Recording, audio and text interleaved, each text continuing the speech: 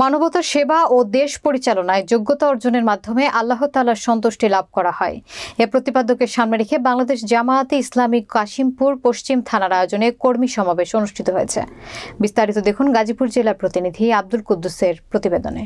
শুক্রবার সকালে গাজীপুরের কাশিমপুর ৪ নম্বর ওয়ার্ড আওতাধীন ডিবিএল গ্রুপের মসজিদের সম্মুখ ভাগে হাজারো দর্শকের উপস্থিতিতে এ সভা অনুষ্ঠিত হয়।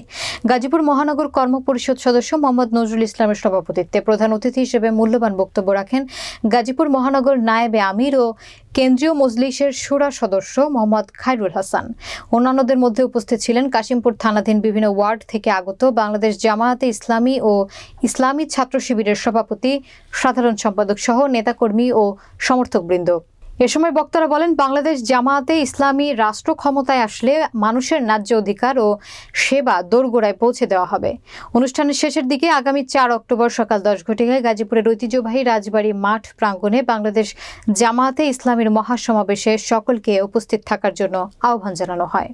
নতুন বাংলাদেশ যেন হয় সন্ত্রাস মুক্ত বাংলাদেশ, নতুন বাংলাদেশ যেন হয় চাঁদাবাজ মুক্ত বাংলাদেশ। আমাদেরকে নির্মূল করার জন্য, আমাদেরকে উচ্ছেদ করার জন্য এমন কোন অপকর্ম নাই যেটা এই বিগত ১৫.৫ বছরের স্বৈরা শাসক করে নাই।